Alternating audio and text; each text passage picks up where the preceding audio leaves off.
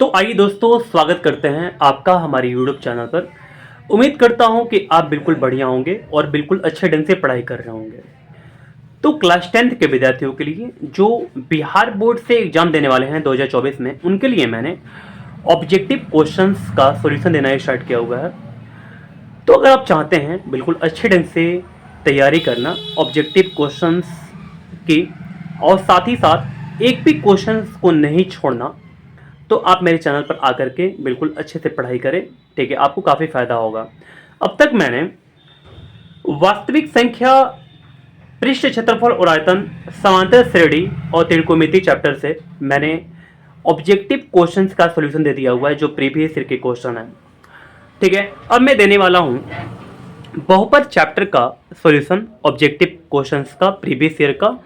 तो अगर आप चाहते हैं बिल्कुल अच्छे ढंग से प्रिपरेशन करना, क्योंकि आपका 1 महीना से कम जो है वो समय रह चुका है एग्जाम देने के लिए, तो आप बिल्कुल अच्छे ढंग से पढ़ें। ठीक है, और बिल्कुल अच्छे से रिवीजन करें। तो चलिए अब हम चलते हैं आगे के क्वेश्चन की ओर।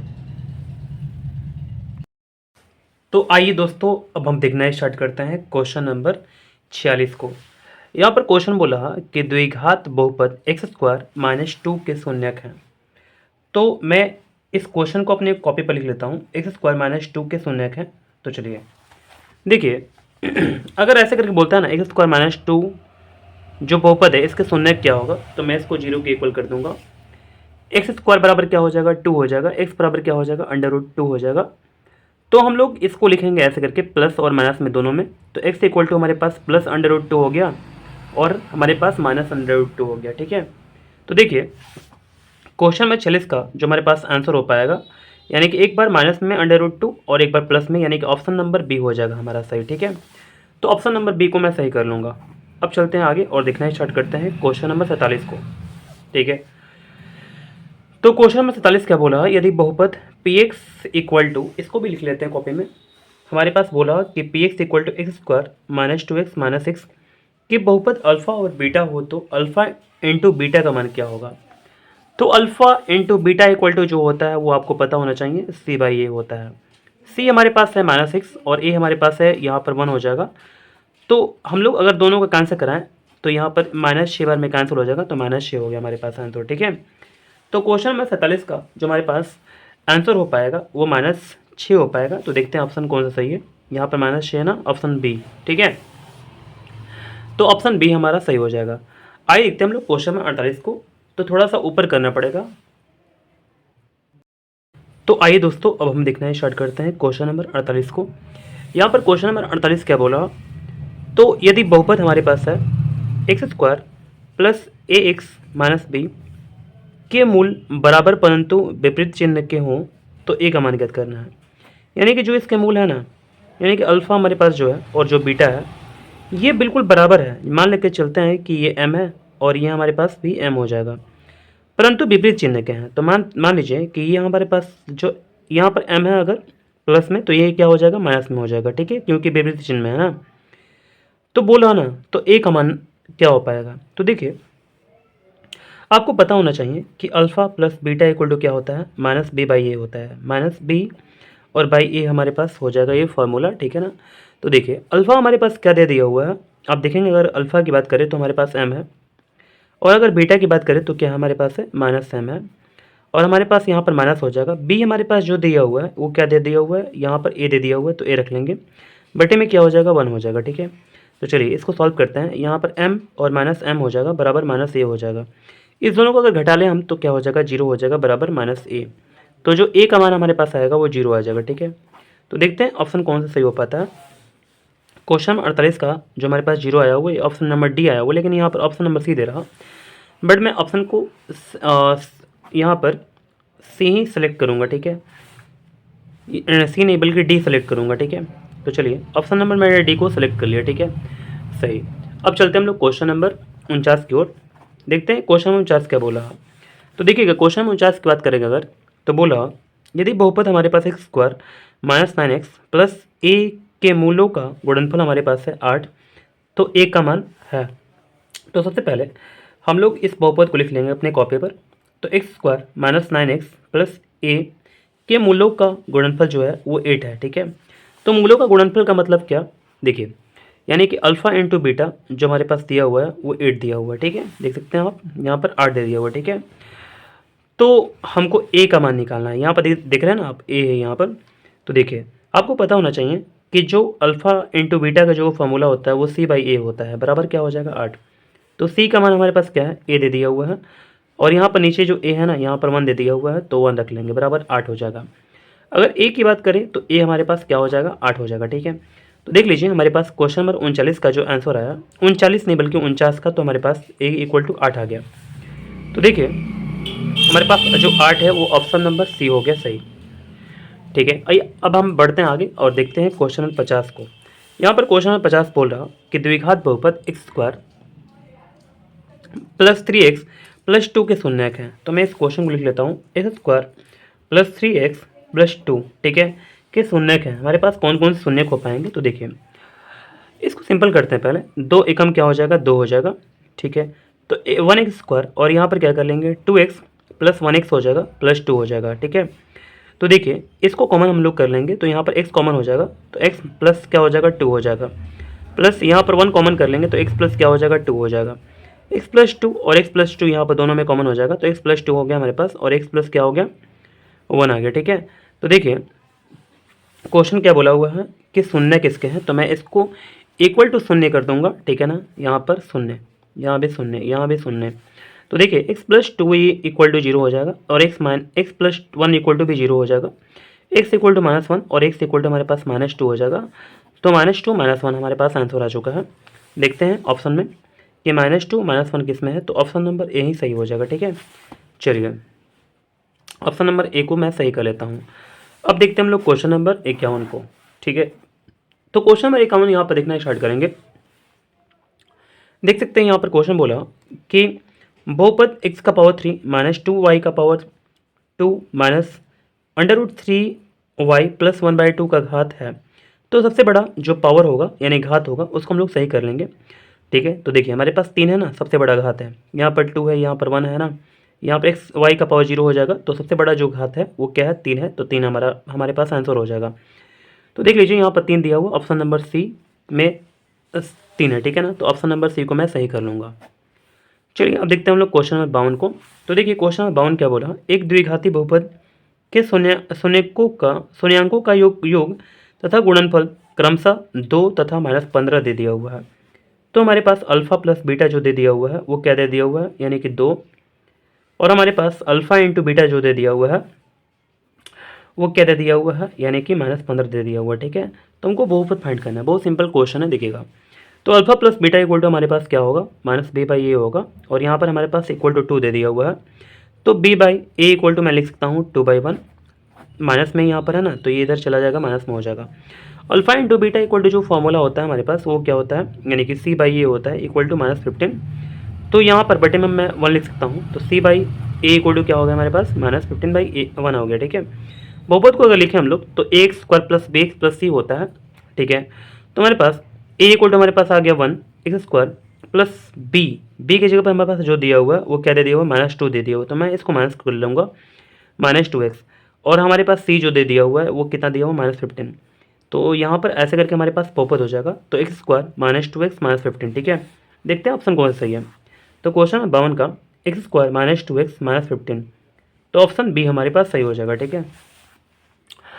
चलिए ऑप्शन नंबर बी को सही कर लेते हैं। अब देखते हैं हम लोग क्वेश्चन नंबर 53 को। क्वेश्चन नंबर 53 क्या बोला, यदि x का power 3 plus bx plus cx plus d त्रिघाती बहुपद का एक शून्यक हमारे पास शून्य है, तो इसके दो अन्य शून्यांक का गुणनफल है ना।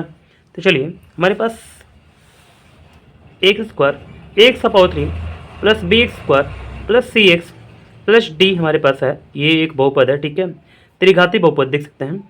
तो इसमें से जो एक हमारे पास शून्यक जो है वो क्या है, हमारे पास 0 है, तो अन्य शून्यकों का गुणनफल हमको फाइंड करना है, ठीक है। यानी कि आप ऐसे बोल सकते हैं कि अल्फ़ा है ना हमारे पास, अल्फ़ा इक्वल टू 0 है, तो बीटा इंटू गामा क्या होगा, ठीक है, ऐसे करके होगा, ठीक है। बीटा इंटू गामा क्या हो पाएगा, तो देखिए हम बताते हैं कैसे हो पाएगा।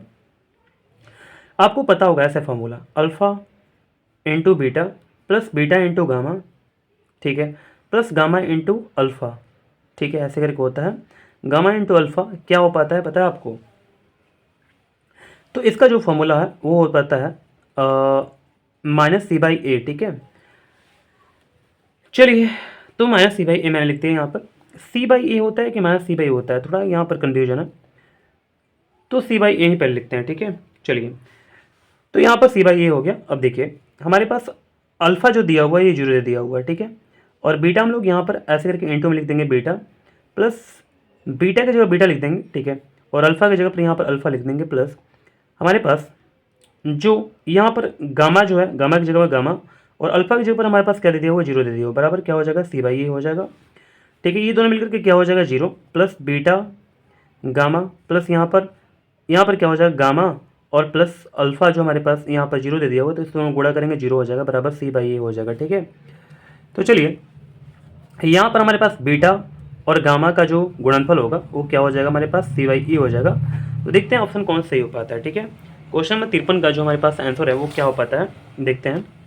सी बाई ए यानी कि ऑप्शन नंबर हमारे पास बी हो जाएगा। तो ध्यान रहे आपको, मैं थोड़ा सा फॉर्मूला को भूल गया था लेकिन मुझे याद पड़ गया जल्दी से। तो alpha beta plus beta gamma plus gamma alpha का जो फार्मूला होता है वो सी बाई ए होता है, ध्यान रहे आपको, ठीक है। तो ऑप्शन हमारे पास क्या हो जाएगा, बी हो जाएगा, ठीक है। चलिए, ऑप्शन में मैंने बी को सही कर लिया। क्वेश्चन नंबर 53 जो हमारे पास था वो हमारे पास ऑप्शन बी आया था, सी बाई ए, ठीक है। चलिए, क्वेश्चन नंबर 54 की ओर बढ़ते हैं। तो थोड़ा सा मैं बुक को थोड़ा सा ऊपर कर देता हूँ। तो आइए दोस्तों, अब हम देखना स्टार्ट करते हैं क्वेश्चन नंबर 54 को। यहाँ पर सामने क्वेश्चन है, पी का मान जिसके लिए बहुपद एक्स का पावर 3 प्लस 4x का पावर 2 माइनस पी एक्स प्लस 8 पुण्यतः एक्स माइनस 2 से भाज्य है, ठीक है। तो p का मान हमको फाइंड करना है, जो बहुपद हमारे पास ये दिया हुआ है, ये जो बहुपद है ना इससे भाज्य है, यानी कि ये पूरा पूरा जो बहुपद है ये पूरा विभाजित हो जाएगा, किससे, इससे विभाजित हो जाएगा। तो ऐसे क्वेश्चन को कैसे बनाते हैं तो हम देखिएगा ध्यान से। पर पहले हम लोग क्या करेंगे, यहाँ पर जो x माइनस 2 है ना ये पूर्णतः इससे विभाजित है, ठीक है, यानी कि विभाजित बिल्कुल कर देगा। तो हम लोग क्या करेंगे, इसको जीरो के इक्वल कर देंगे और हमारे पास x का जो मान आएगा वो क्या आ जाएगा, 2 आ जाएगा, ठीक है। तो देखिए अब मैं इसको लिखता हूँ ये बहुपद को। तो हमारे पास बहुपद क्या है, x का पावर 3 प्लस 4x का पावर 2 माइनस पी एक्स प्लस 8, ठीक है। तो देखिए यहाँ पर ये जो बहुपद है, अगर हम लोग क्या करेंगे, इसको जीरो के इक्वल कर देंगे, ठीक है। तो चलिए अब क्या करेंगे, हम लोग जहाँ जहाँ x है वहाँ वहाँ 2 भर देंगे, ठीक है। तो चलिए 2 का भरना स्टार्ट करते हैं हम लोग। तो यहाँ पर क्या हो जाएगा, 2 का पावर 3, यानी कि यहाँ पर ऐसे कर लेंगे 4, यहाँ पे क्या हो जाएगा 2 का पावर 2 हो जाएगा माइनस p, और यहाँ पर x की जगह पर क्या हो जाएगा, यहाँ पर जो 2 रखा हुआ है मैं 2 रख दूंगा, प्लस 8 हो जाएगा, इक्वल टू क्या हो जाएगा, 0। तो 2 का पावर 3 कितना हो जाएगा, 2 दूनी का 4, 4 दूनी का 8, ऐसे करके। तो 4 2 दूनी का 4 हो जाएगा माइनस p, यहाँ पर इंटू 2 हो जाएगा, प्लस 8 हो जाएगा, इक्वल टू 0, ठीक है। चलिए तो यहाँ पर क्या होगा, 8 प्लस 4 चौका 16 minus 2p plus 8 equal to क्या होगा, 0, ठीक है। अब देखिए यहाँ पर 8 है, यहाँ पर 8 8 8 16 16 16 क्या हो जाएगा, 32 हो जाएगा। तो 32 माइनस 2p बराबर 0 हो गया। तो 32 बराबर क्या हो जाएगा, 2p हो जाएगा, और हम लोग 2 से कैंसिल कर लेंगे 16 बार में। तो p इक्वल टू हमारे पास 16 आंसर आ गया, ठीक है। तो देखते हैं क्वेश्चन नंबर 54 का हमारे पास जो ऑप्शन होगा वो कौन सा हो पाता है। p इक्वल टू 16 हमारे पास आया हुआ क्वेश्चन नंबर 54, तो 16 हमारे पास है ऑप्शन नंबर डी, ठीक है। तो चलिए ऑप्शन नंबर डी को सही कर लेता हूँ मैं। आइए देखते हैं हम लोग क्वेश्चन नंबर अब 55 को, ठीक है। तो यहाँ पर क्वेश्चन नंबर 55 को देख लेंगे, देखिएगा। तो यहाँ पर क्वेश्चन नंबर 55 बोला 2x² प्लस 6x माइनस 6 का शून्यांक अल्फा कोमा बीटा है। तो हमारे पास इनमें से ऑप्शन में से जो होगा ना वो सिलेक्ट करना है कि कौन सा सही हो पाएगा, ठीक है। तो चलिए सबसे पहले देखिए ध्यान से, यहाँ पर हम सबसे पहले अल्फ़ा प्लस बीटा निकालते हैं। तो alpha plus beta equal to क्या हो पाएगा, तो माइनस बी बाई ए होता है। देखिए तो अल्फ़ा प्लस बीटा जो हमारे पास हो पाएगा, बी हमारे पास जो है, देखिए बी की जगह पर क्या हमारे पास 6 है, 6 रख लेंगे। ए की जगह पर हमारे पास 2 है, 2 रख लेंगे, 2 3 6 हो जाएगा। तो alpha plus beta equal to क्या हो पाएगा, -3 हो पाएगा, ठीक है। फिर इसके बाद अगर अल्फ़ा इंटू बीटा की बात करें, तो अल्फ़ा इंटू बीटा जो होता है हमारे पास क्या होता है, सी बाई ए होता है। तो सी बाई ए ऐसे करके लिख लेंगे, ठीक है। तो alpha into beta equal to क्या हो पाएगा, देखिए यहाँ पर सी है ना, तो सी हमारे पास क्या है, देख सकते हैं आप यहाँ पर हमारे पास सी जो है -6 है, तो मैं -6 यहाँ पर रख लूँगा। बटे में ए हमारे पास क्या है, 2 है, तो मैं 2 रख लूँगा, 2 3 6, यानी कि हमारे पास -3 आ गया, ठीक है। थोड़ा सा नीचे कर देते हैं, alpha into beta equal to क्या आ गया, -3। ठीक है। तो चलिए देख लीजिए, alpha plus beta equal to -3, alpha into beta equal to -3 आ गया। देखते हैं ऑप्शन कौन सा हमारे पास सही होता है। अल्फा प्लस बीटा जो होगा वो अल्फा इंटू बीटा के इक्वल हो पाएगा। तो देखिए ऑप्शन कौन सा सही हो पाता है हमारे पास। तो alpha plus beta equal to alpha into beta, ये ऑप्शन नंबर ए है। तो मैं ऑप्शन नंबर ए को सही कर लूँगा। बाकी सब जो है ना, यहाँ बोला कि ग्रेटर देन, यहाँ बोला लेस देन, यहाँ पर कुछ अलग बात बोल रहा है। ठीक है, तो ऑप्शन नंबर ए ही हमारे लिए सही हो जाएगा। ठीक है, चलिए अब देखते हैं हम लोग क्वेश्चन नंबर 56 को। तो देखिएगा क्वेश्चन नंबर 56 क्या बोला।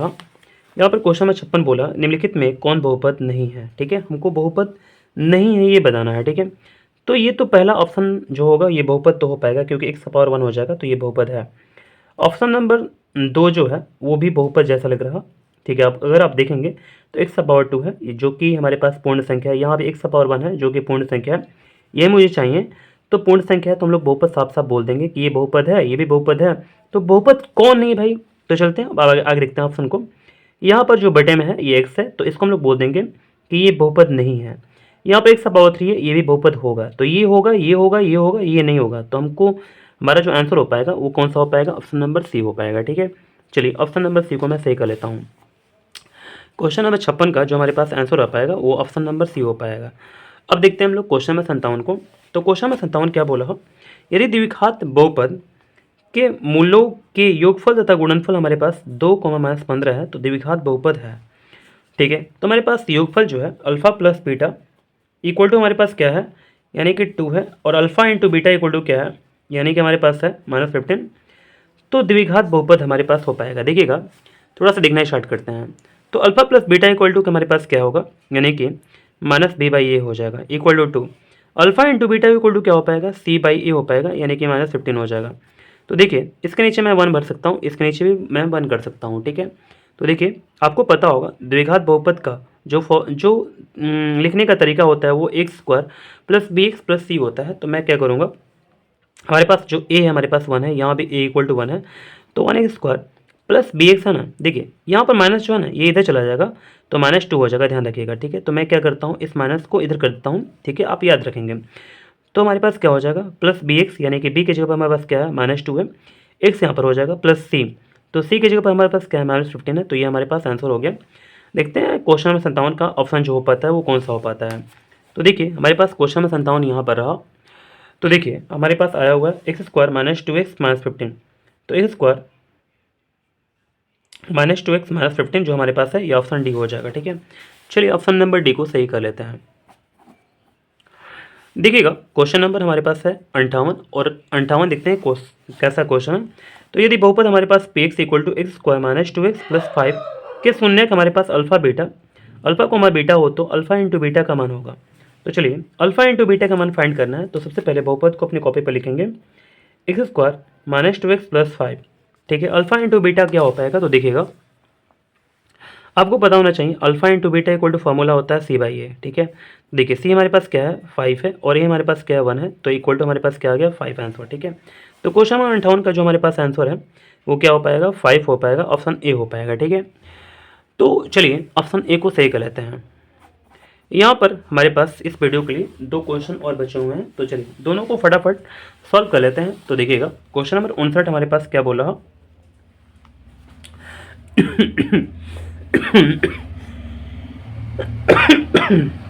क्वेश्चन नंबर 59 बोला, थोड़ा सा ऊपर कर लेते हैं इसको।